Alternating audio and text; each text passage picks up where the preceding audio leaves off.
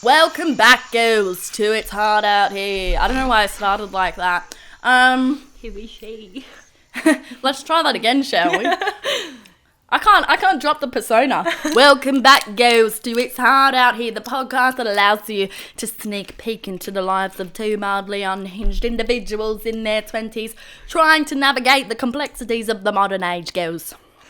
My name is Hayley, and I'm joined with you with the stunning co-host. Oh my god, I keep spitting out chip crumbs. Go end it. My life? I'm joined today by my beautiful, stunning, gorgeous co-host, Kezaz Pawaz. Hello. Hello. Hello. Well, our original plan... Very sorry about the wait, guys. Very sorry. We got a bit tired. A bit naughty, weren't we? Were went... we? Yeah. Yeah. We went out to, Maitland and went to a winery and, we've been mentally there ever since. We've never come back. Yeah, we're stuck there forever. We were going to do an episode of Groovin'. Yeah. But honestly, we were in death pits all night. Yeah, we were like, not about to whip out a I microphone. lost a fingernail. I lost 2 pairs of sunglasses. One of them were mine. One of them were mine. We just were not bothered. Men were trying to push me and I'm like, Yeah. nah, honey. Yeah. I don't go to the gym for nothing. They gave it a red hot shot though. It was just too chaotic. It was a what? It was just too chaotic. We couldn't film. Yeah, oh god, yeah. No, we were going to go around harassing people asking for them to dump their trauma, but... We were having a good time. Yeah. Well, there was something traumatic that happened to us while we were there, but we didn't ask. We didn't ask for it. Wait, what happened? Remember when we almost got human trafficked? Yes. Does your mum know about that? Oh, yeah. Mine does too. Let's start there, shall we? Today's episode is trauma dumping. So, of course, disclaimer, warning, trigger warning. Oh, yeah. Trauma. That's it. All right. There might be tears. We asked you guys. We might shit our pants through it. Who knows? Who knows? Yeah. We asked some of you guys to send us some of your trauma anonymously as well. And an astonishing amount of you responded. We have 7 replies. So, not only will we be trauma dumping, we're going to trauma dump your trauma as well. We have not read them. No. I don't know what we're expecting. So let's start with Kez and mine. Oh my god, I almost forgot to choose you. Oh my god. Let's get into the episode, shall we? Grab your beveragino. Yeah, sit back, listen to the syntax, and grab a fat beveragino like mine, girls. I got work in the morning. I got a tattoo consultation matching with my mama's. Tomorrow. Yes. Ew. Ew. Pardon me. So, let's jump in to how we almost got human trafficked. Anyways. From Benson. Benson, if you're listening. That is my dog's name. Is it still your dog's name? I couldn't call him Benson. Oh, it was dear. either Shedson, because he loses fur, or Benito. Or Benjamin. Benjidimo. It couldn't be Benson, because too much. It was bringing up some PTSD. Anyways, we were in... Maitland. In Maitland, in a little art museum.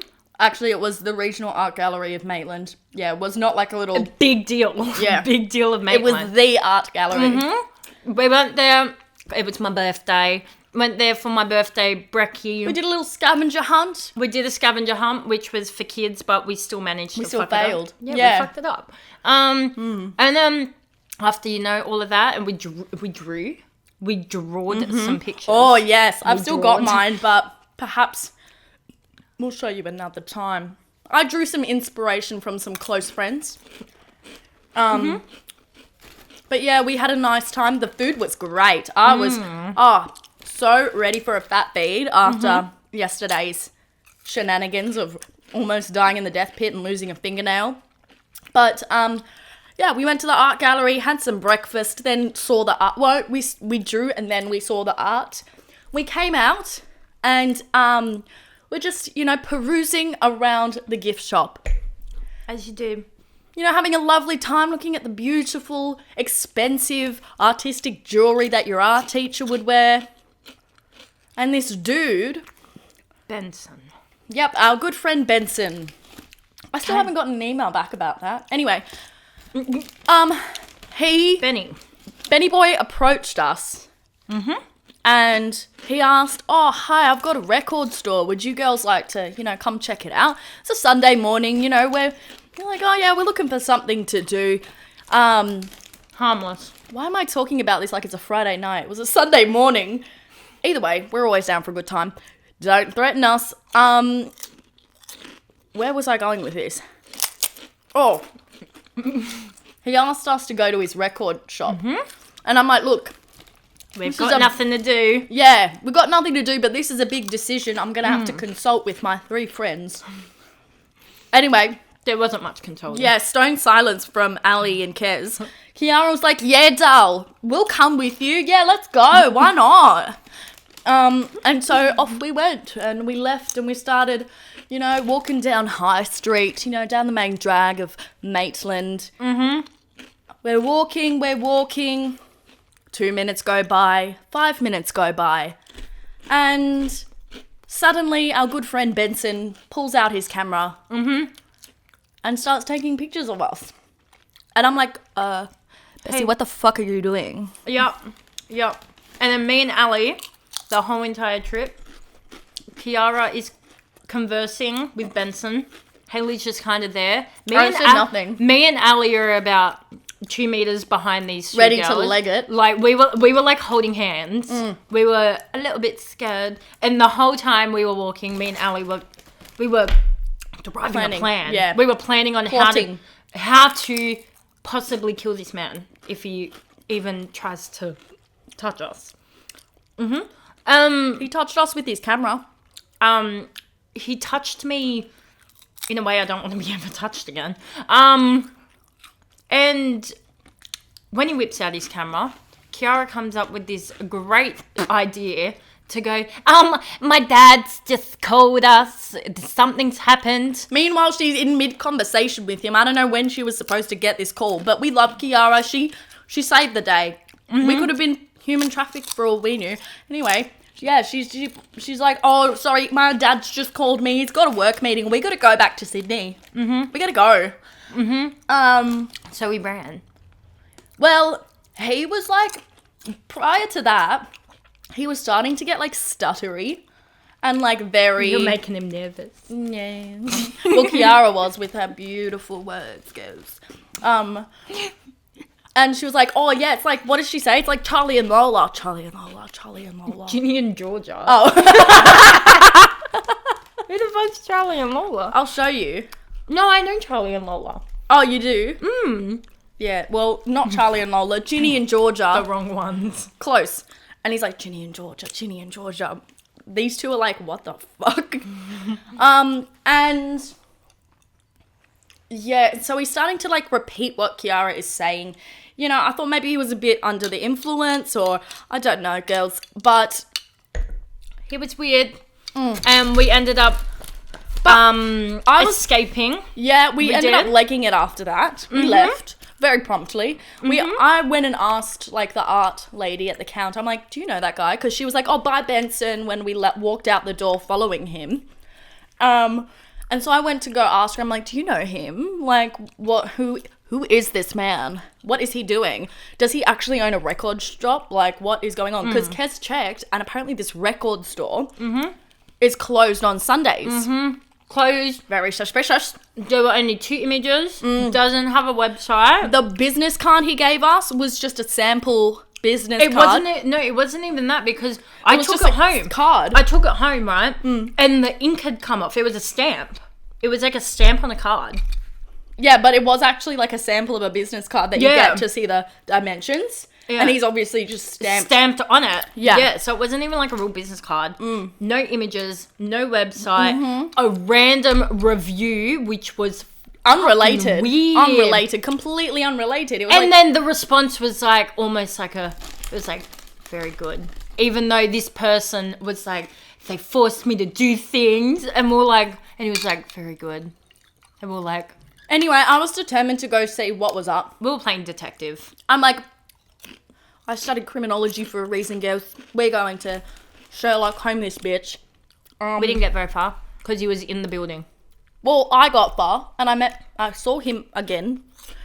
I got out of the damn car and walked to that thing. No, so we went to the art shop first because that's where he ran back to after we left. He ran straight to the art shop and was like trying to get in to like open the doors, but it was locked. Anyway, we could just kept walking. And Hayley played detective. Yeah, then we went back, kind of had a chat with the art counter lady. And I decided, no, I want to go see the Kez decided that after we saw the little art studio, we wanted to go see the record store. So we drove up to it. It looked like a little hole in the wall. And I'm like, okay, that's fine. Maybe it's just, I don't know, hipster or a niche or quaint or whatever. And so I'm like, I want to get out. And everyone else is like, no, I don't want to. Please, no. So I got out and then I saw Benson in the car. In the car. You got out? Yeah, I got out. And I also got out and I walked up to the... Well, I kind of walked towards the door and I'm like, no, he is there. Yeah, and that's when I went back in because I was like, fuck no. But crazy. And one for the books, let me tell you. That's about it. That happened there. But it was very scary. So that was our shared trauma. We are now trauma bonded. Yeah. Double thumbs up. Yeah. Now, who would like to go next? Would you like to start or shall I? We're going to talk about some individual trauma. Then we'll get into your trauma. Okay. I'll go first. Because, Okay. It's a full moon. I'm feeling... It's a full moon. I'm feeling freaky. Oh, your hand is on my hand. Your hand is on my hand. I just spat. Ew. Anyway, so where do we start? We'll start from the beginning. Growing up, I was... Wow, we're really starting from the beginning. Growing up, I was a little girl. I was skinny. I was thin. I was also an athlete that trained probably 10 times a week. Morning, afternoon, gym sessions. So I was very, very fit. Very, very athletic. And all the time, like anyone, like especially the people that I swam with and the parents were like... She's anorexic.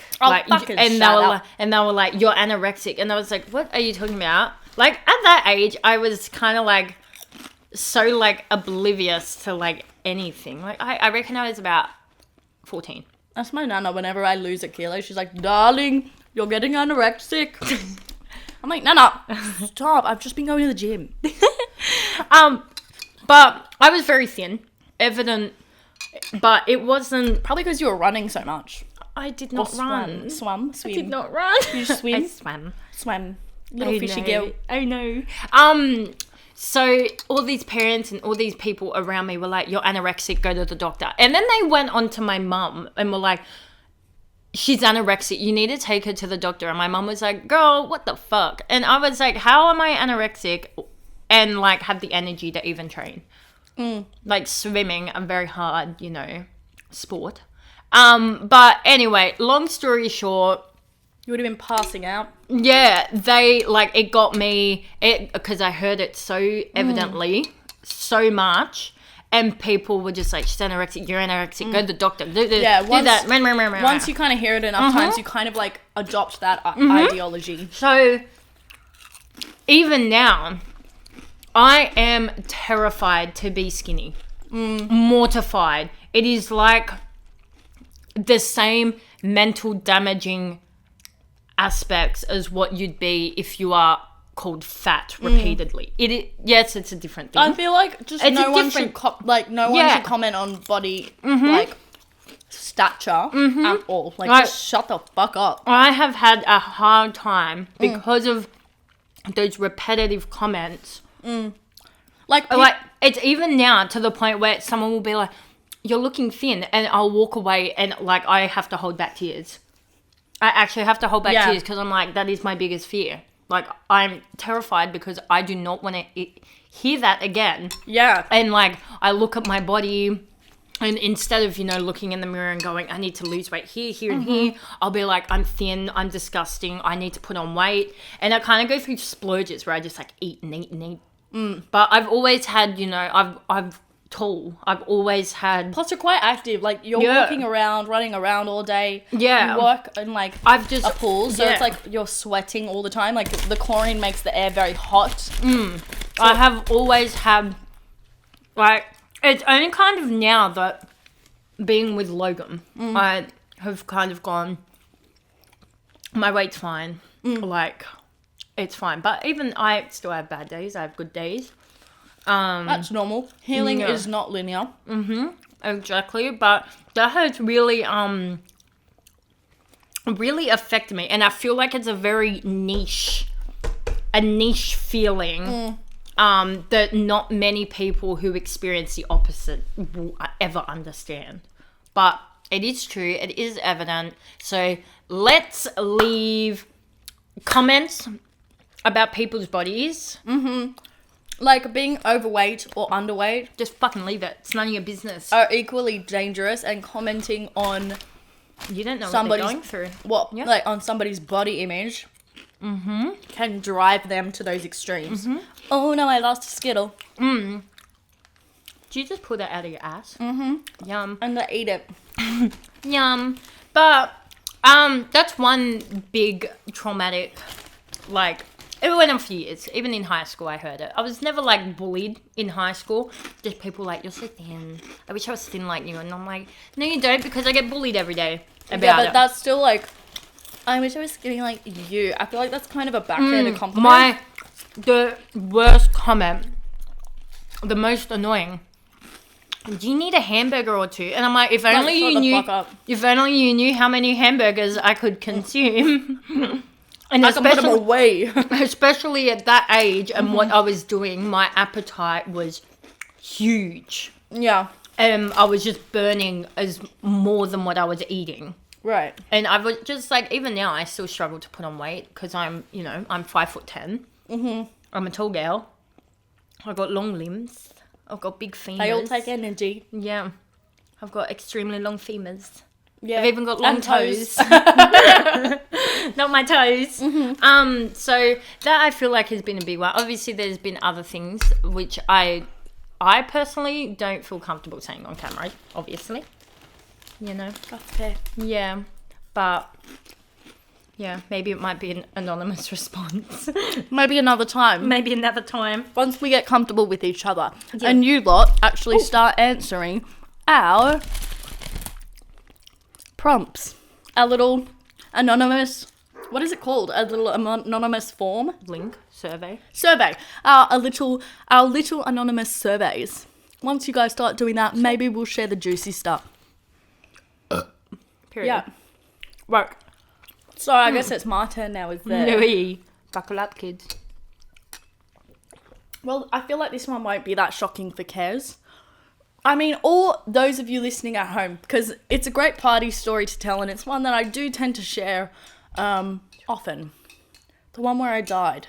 Oh, shit. I was talking about the other one. No, not that one. Girl. No, the one where I died. So, let's start from the start, shall we? Pardon me. So, first high school that I went to. Absolute shithole. I don't talk to anyone. Well, I don't talk to anyone from there. That's enough said about that. I then went to another high school, and I found myself as a groupie of a gang. I wasn't in a gang. I was the groupie of someone in a gang. So, yeah. Basically, this led to a lot of drama in the group, right? And eventually, I was drinking underage. I'll admit that. I was doing things I shouldn't have been doing as a young girl. Okay? I'll take that responsibility. However, the police didn't seem to feel a need to reprimand me because even though I was drinking underage on public property, I found myself passed out. The ambulance was called. The ambulance. Bring, pick up the... Actually, before that, someone followed me into the bathroom where I had passed out. Oh, no. They had then found my phone. They knew my password. Called my dad and was like, Hayley's passed out. What would you like me to do? And he was like, call the fucking ambulance, girl. And so she did. The ambulance came. Sorry, I'm just trying to remember. It's been a while. The ambulance came. Then the police came. And my heart briefly stopped. And I did have a near-death experience at this point. I mean, I guess it was a death experience. Anyway. If your heart stopped, you were dead. Yeah, so they gave me the good 1-2. And I ended up at Westmead Hospital. Beautiful place. Top of the top. Trauma in itself. I actually lost my nose piercing on the floor. My mum was like, don't even think about picking that up. You'll get a staph infection. Next to me, there was a meth addict, like screaming. In front of me, there was a blind prisoner in chains. Next to me on the other side, I can't remember. Then out the front, in my parents and my brother and our family friends were like sitting at this table, and this like Aboriginal mob who looked like really strong, big muscles, kind of like came up to my parents like and looked like they were starting to staunch. And my parents like kind of just like left the table so that they could have it because like they were probably gonna punch on. And it was definitely the gang thing, not the Indigenous aspect. Just like we're talking about like Westmead Hospital here. So anyway, yeah, I ended up in Westmead Hospital and I died. That's and I was amazing. in a gang. And the dude that I was seeing who was in the gang, he was being hunted by one of the children of somebody who was in the bikie gang called the Banditos, which is like a big deal. Well, yeah, it's like a bikie gang in the hills where we are. So yeah, that's my trauma. What did you experience when you were dead? Did you see anything? Did you wake up with superpowers? Well, okay. Tell me. So what happened was, I obviously passed out, was kind of like going in and out, and then eventually, like, I saw a light, like they explain in, like, it wasn't a light, it was like everything became overexposed, like everything became white, but it was coming from like this one point up above me, and I'm like, oh my god, this is the light that they're talking about, and I like kind of like leapt towards this light. I'm like, let's go, I'm ready. Today's the day. And then I saw my uncle, who's dead, and he was like, okay, now think about this. Do you really want to do this? I'm like, yeah, I do. I'm ready. Get me out. I'm ready to go. Let's go. Take me with you. And he was like, no, I feel like you have not, like, you've got things that you're not finished with yet. Like, you're not done doing what you need to do. So, you know, think about it. Do you feel like you're done with everything you need to do? And I'm like, probably not. And he's like, okay, get back out there. And then I woke up in Westmead Hospital with my dad because my mum was outside because the people would not let her in to see me because she was too angry. Of course. Mm-hmm. Well. And, on the same day. I'm so glad you survived to tell us that story, babes. Thank you. On the podcast. Sometimes, back when I was in the hospital, that afternoon my brother had set me a really massive booby trap in my room. Needless to say, he got home before I did and made sure he took that down before I got back from hospital. Good. So I didn't end up in hospital again. Wow. Slow. I almost died at a party once too. That also adds to my trauma. Alcohol poisoning? No. Spiked. Yeah. Ecki tablet. My sister thinks. But it was fucking scary. Oh yeah, mine was... I was numb. Yeah. I We did was mine numb. by toxicology. It was a barbiturate of some sort laced with bleach. So somebody was like clearly out for me. Jesus, yeah. Yeah. That was scary because I was totally not at all with it. My body was like fucking numb. And I got led into a car. What the hell? I got led into a car and I could Of someone you know? Ew. Kind of. I went to high school with them. Went to high school with them. Like, you didn't know them well.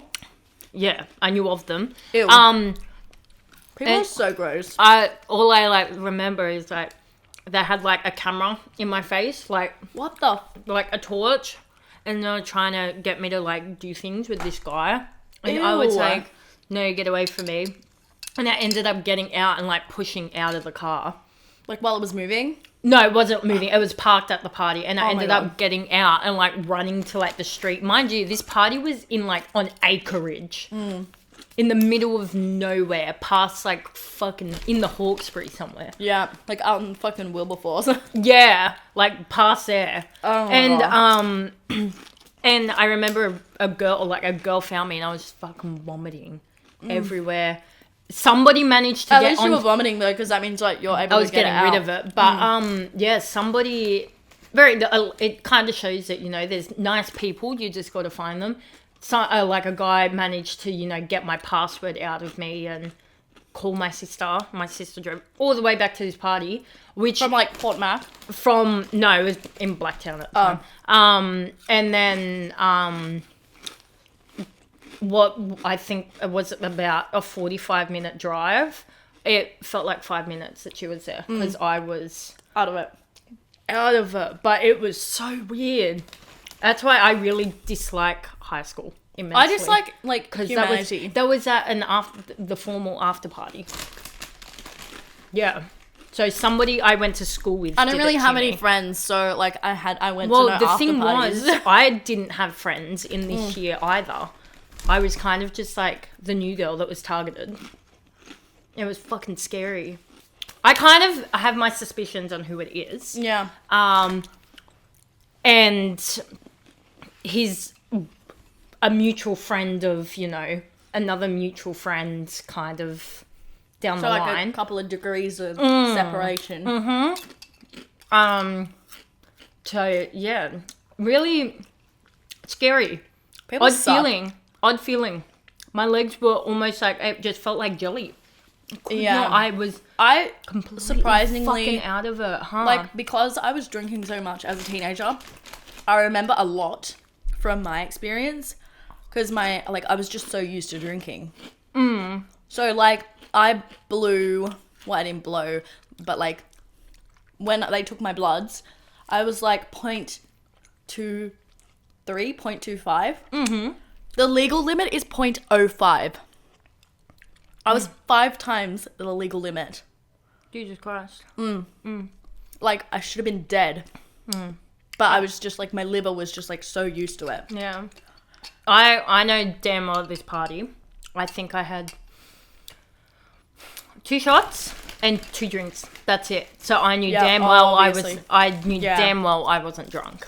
It had to have been something else. Did you ever get, like, toxicology report? I didn't go to the hospital. My sister got me because I was like, I just don't want to go to the hospital. I vomited all the way home. You didn't even, like, go get bloods or anything? I got home and like fucking died, passed out. At least you were home safe. Yeah, I think that's all my parents wanted. So they were pretty like, and I think I was only just probably 18 as well. So I feel like with, like, today's generation, our generation and younger, people just don't care to, like, look out for one another. Like, I see this at concerts all the time, or just in my parents' like generation in general, or like older.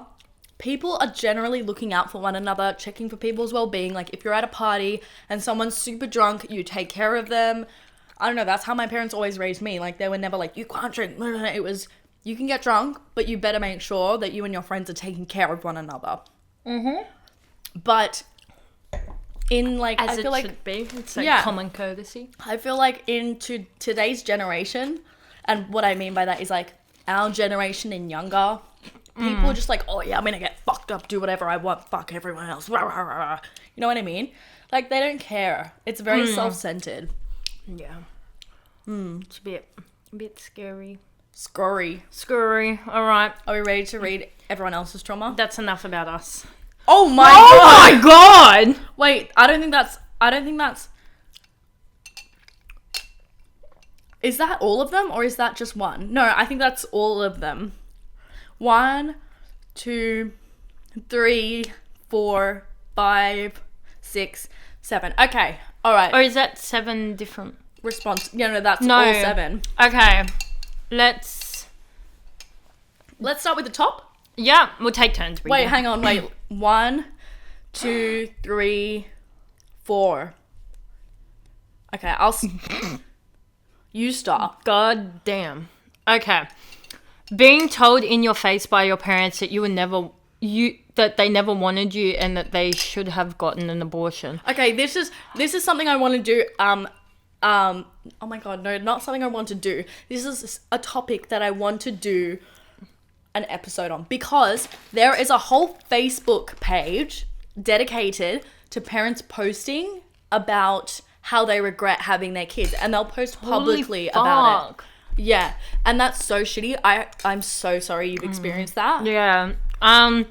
Constant fear of never being good enough, wanted or fitting in, burnt out, stressed and depressed, burning a candle at both ends all the time to feel something. Oh my god. I hope that you find, like, chosen family who can value you. I hope you are genuinely surrounded by some really good people. Like, you've got a good set of friends. Like, that's hard.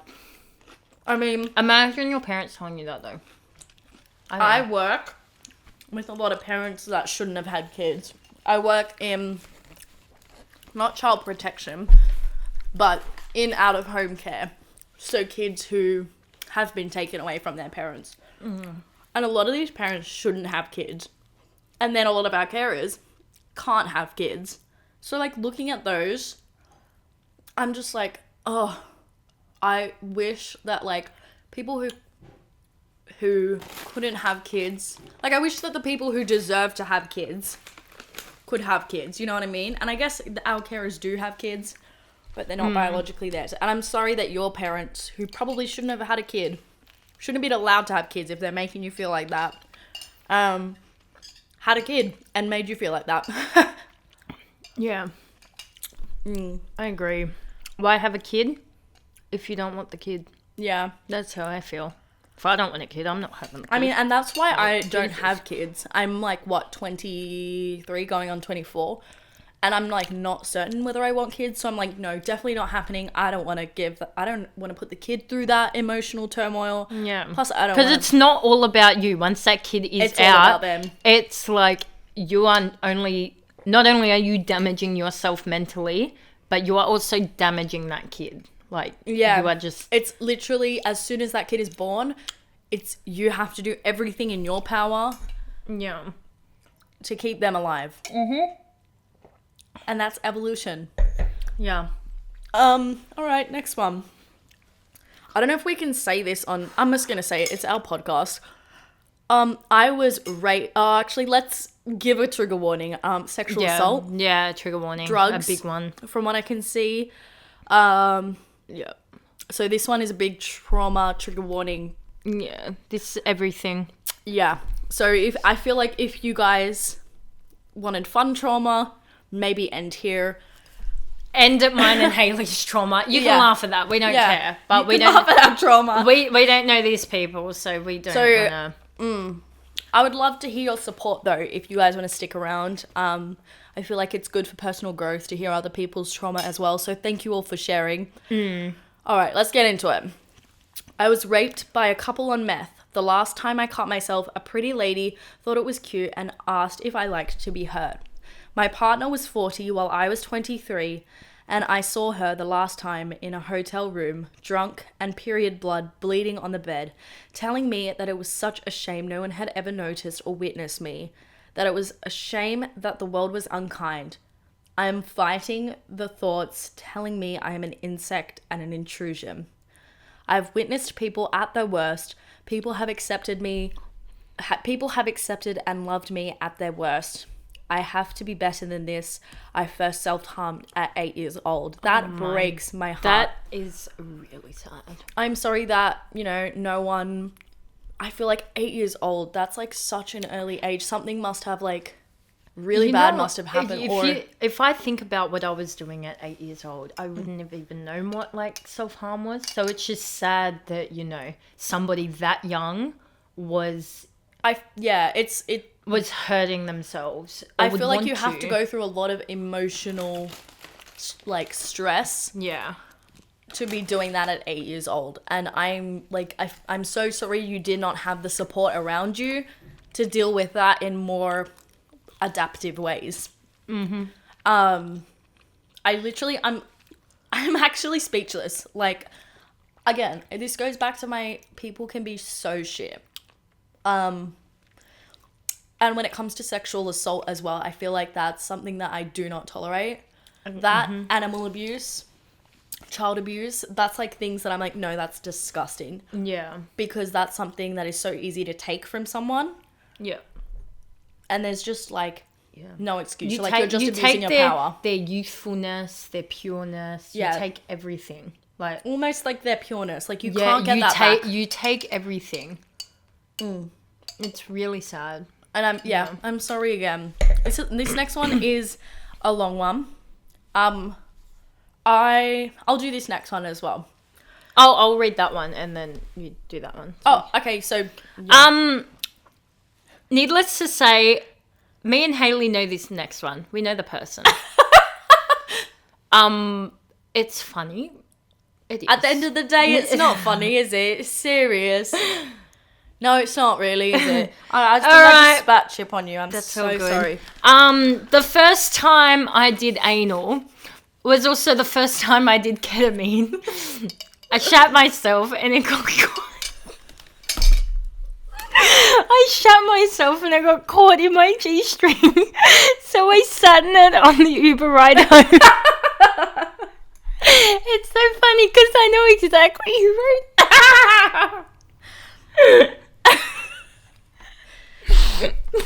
I feel like inserting that with the other ones, it's not funny, is it? It's serious.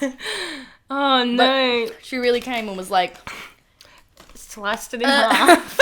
Sliced it in half. Not the poo. Not everything relaxing. Oh no, okay, that kind of bit... Yeah. That took a turn. Okay. Took a moment from that. Is that trauma though? I feel like that would be traumatic. Ew! Why did you just spit in my face? I couldn't contain it to my mouth. Like I said, me and Hayley know this person. They're a good friend of ours. I hope my mum doesn't ask me who it was. No, she won't. She won't. Anyway, moving on. That's fine. If you don't want to expose, just say it was Kerri.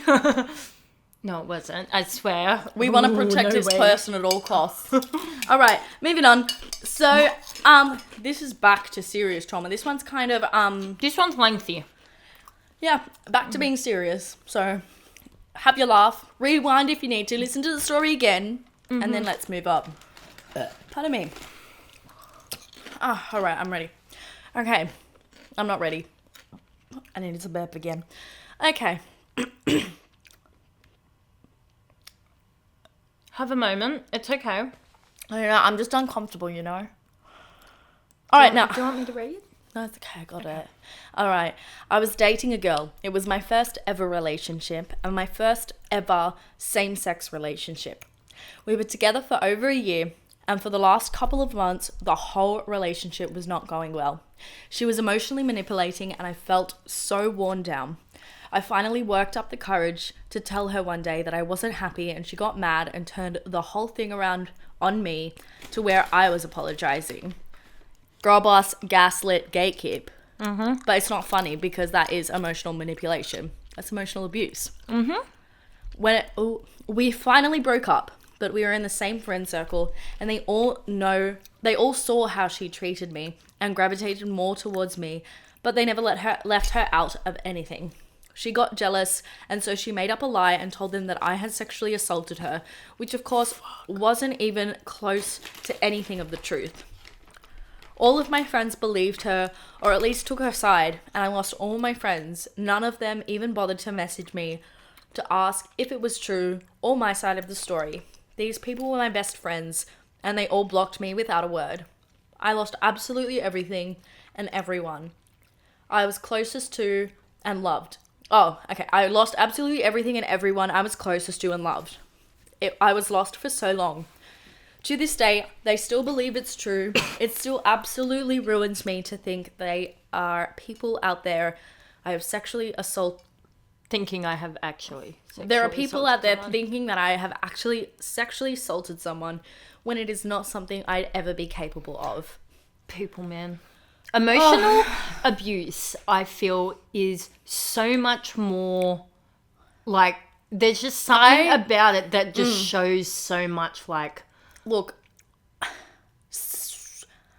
I reckon personally, it's such psychopathic behavior. I would prefer to be emotionally abused than physically abused. No, I would prefer to be physically abused than emotionally abused. Because physical abuse, it's like, it's scary. It's like one and done. It's meant to be scary. But like the and it's mind, all about the bravado. The mind is powerful though. Like and the mind, way that like emotional manipulators can just make you think that you are going absolutely psychotic. Mm-hmm. And thinking that you are the issue when quite frankly you are not the issue. And it bleeds into everything else. Like I feel like you can kind of compartmentalize physical abuse a little bit easier than emotional abuse, because once they undermine your sense of reality, boom, that's everything in your life shifts. But also saying that neither is great. Neither is great. I'm lucky enough to never been physically abused. I have experienced emotional blackmail and manipulation. It sucked, but I'm okay. It hurt me for a little bit, but I'm fine now. Well, I've experienced both. Yeah. So speaking from experience, I can tell you which I prefer, but maybe that's just a personal opinion. Yeah. And to this person, you did not deserve that. I don't think anyone deserves that. Mm-hmm. Your friends clearly were not friends, although they probably were just kind of going off what this person says. And it sucks that they were so... It's hard because I'm like, it sucks that they were so willing to believe that you sexually assaulted someone, but at the same time, it's almost good that they were so willing to cut someone out who they thought was sexually assaulting someone. You know what? If they did not believe this person, it just kind of shows that they weren't good people anyway. They were not worth your time. All right? Those kind of people, the people that do not have your back after a traumatic experience, they're not worth it. They are literally not worth it. There are better people. Literally. Mm-hmm. And people suck. I have cut out so many shitty people. And I feel like it is true that the right people will eventually gravitate towards you as long as you prioritize yourself. Mm-hmm. Yeah. But sometimes it takes a while. Yeah. All right. Do you want to do the next one? 2 years ago, I celebrated my friend's birthday. Wait, was that my birthday? My birthday was at El Camino 2 years ago in the Rocks. Anyway. I don't know. Who knows? Wait a minute. I think I know who this is. So do I. I think I know who this is too. Okay, please continue. 2 years ago, I celebrated my friend's birthday celebration at El Camino, the Rocks, and I drank so much, even sculled 2 massive margaritas in 10 minutes. Good grief! The big ones? Jesus. I was drinking out of the margarita towers. I blacked out. I don't know how I got in the Uber. I don't know who I got in the Uber with. Those margaritas are so nice at El Camino. They're dangerous. Back to El Camino. Yeah. Let's go. And we left the restaurant, and as soon as I crossed the road, I collapsed on the ground with zero memory at all. I don't remember being in the ambulance at all with my sister, and I don't even remember being taken into the Sydney Eye Hospital at all. Okay, I know who this is, but it wasn't my party.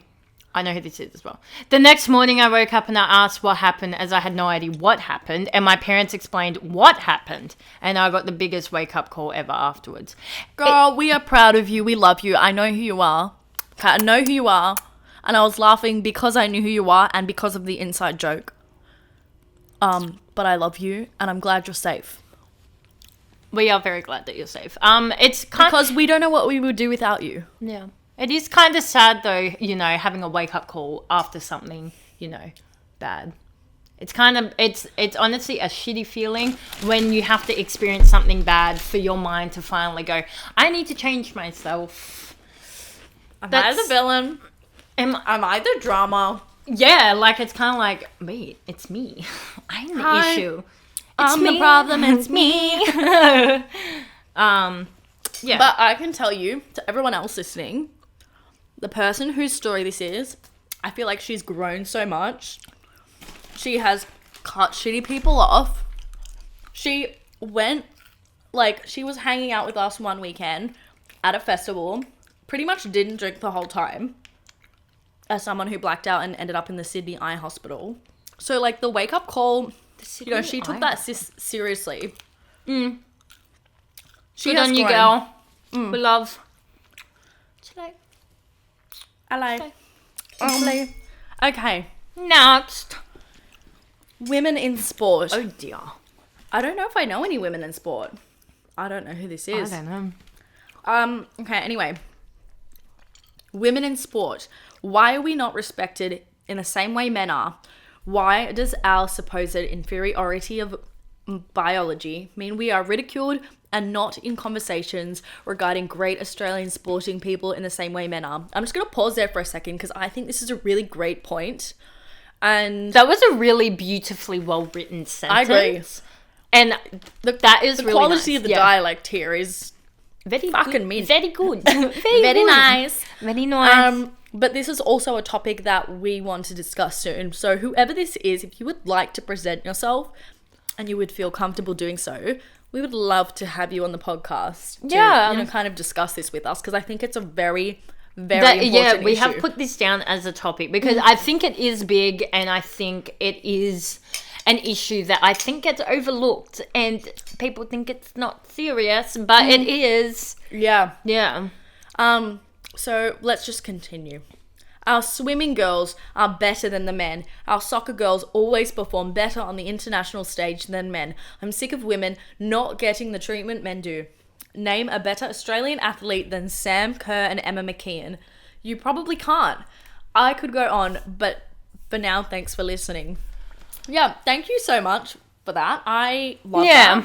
And unpacking that further, I think with women in sport and also trans people in sport, I think the whole biological issue in sport, that's a very, when you boil it down, it can be a very traumatic issue because you're like, okay, is sport just for boys? This girl might be an athlete. Yeah. And she's probably missed out on, something big. Or because, a male probably did something better than her. Not even. I was about to say. Male. Yeah. Probably not even better than her. It's just he's male. Oh my god, I keep spitting everywhere. I'm getting so passionate, guys. Spit. I'm getting so But heated. yeah, thank you for sharing that because that is definitely a topic that we have written down that, both women in sport and trans people in sport. Yeah, we have that one as well. Yeah. It is a very... And I feel it's a disheartening topic. It's traumatic because I feel like as a woman... We're trying so hard. Yeah, and not fighting getting against anywhere. those patriarchal values. It's like, I'll never be good enough because I'm a woman. And that's something that look, this is getting into the whole trans issue. But biologically, you can't change. Like chromosomes, you can't change. Yeah. I mean, not at this point in time. Who knows? So, yeah, great point. Yeah. Okay, last one. This is a This really is a big one. So, Alright. get comfortable. I'm still resentful. Not at anyone, though. The loneliness I felt as a child, the feeling of being this unwanted element in this order still follows and informs me as a grown-ass man. I distinctly remember empty empty seats. I remember sitting at a table or section of a wall and purposely choosing the spot where sitting next to me was the path of least resistance. I still sit alone. I don't blame anyone for it. I had ASD. What's ASD? Autistic spectrum disorder. Okay. I was probably a hard kid to be around. It's a lot to ask of children to be accepting of people they don't quite get. All the kids who were more proactive about disliking me, I didn't really have anything against. They've grown up, changed, become good people who were hardworking and sought connections like all of us. Empty seats as an adult is ghosted conversations. Saturdays with no plans, smoking in the park at night. I relapsed into smoking. Pardon me again. Smoking is a shorthand for a conversation between strangers. I feel like a cigarette now. Girl, stop it. Recently, I've been hanging around stations at night, waiting for the next homeless person, junkie, or tired businessman to ask to bum off a dart. It's the least I can do for them. In those moments between people, something forms, a kind of authentic connection that dissipates quickly once you or the other person has to go. It's funny. I've been hurt by so many things, been taken advantage of by older partners, been in tumultuous. I cannot say that. Tumultuous. Friendships with self-destructive people. Have met many people at their worst, bleeding, disorientated and confused. But for all the horrible things inside me, there's a sad little boy confused why he's sitting alone in his class. Wow, that was so beautifully written. That made me so sad. I felt like a bit of that I could sympathize with a lot of that. I don't want to make it about me, but I can empathize with, always sitting alone. In classes, there was no one sitting next to me. At lunch, I wouldn't hang out with anyone. I would go into the music rooms. I would be alone. Yeah. I had one friend that I would sit with. He ended up jumping off a building, ended up in ICU. I was the first person that they called. So that was like my one friend. He's now paraplegic. So that was like a wild thing for me to go through as well. I feel like that. Sorry. No, you go. You go. I feel like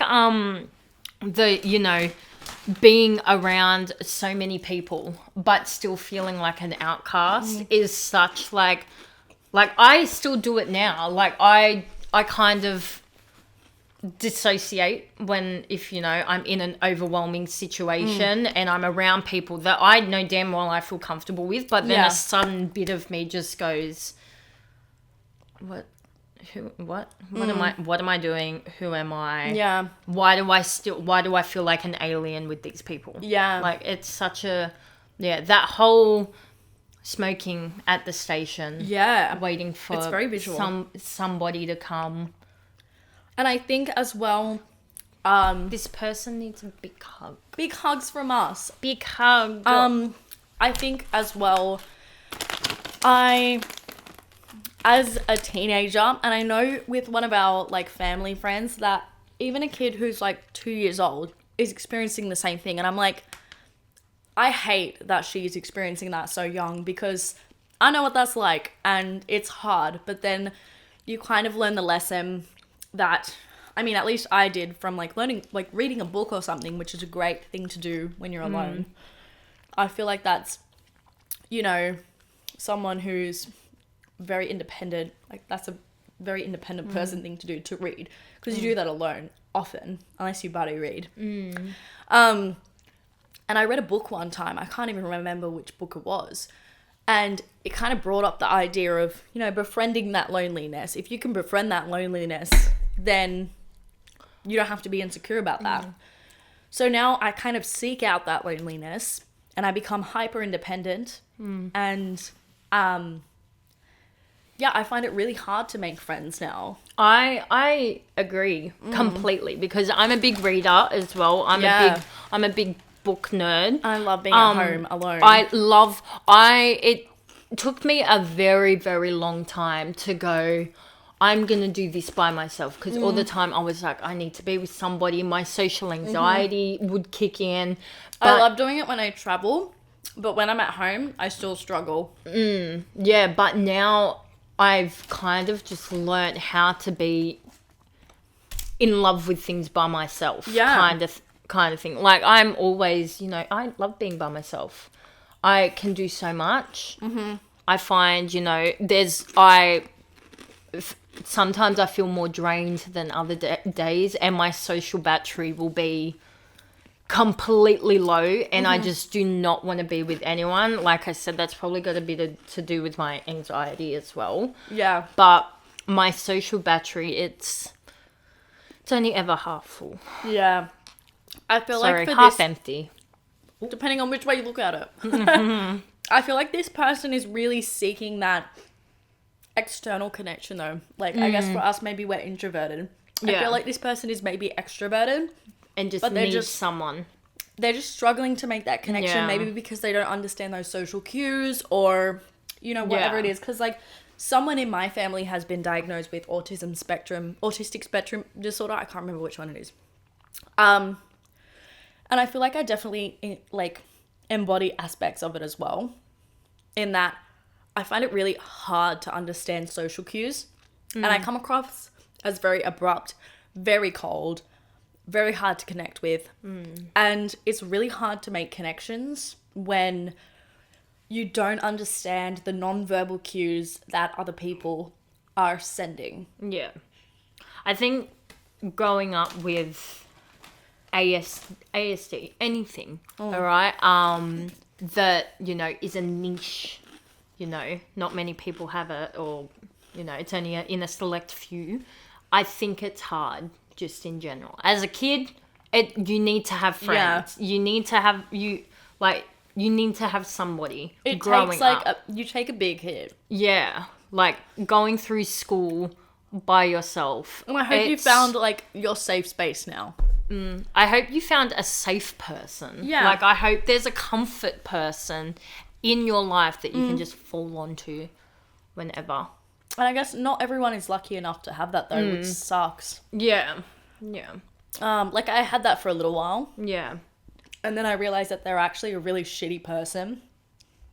Yeah. And now I no longer have, that one confidant. Yeah. It's just kind of I have close friends, and I have, really, people that I go to, pretty much, the crochet club, which are, 4 of us.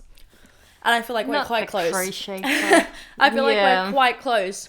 But also, it still sometimes feels like a burden to, open up or share or still do stuff. No way.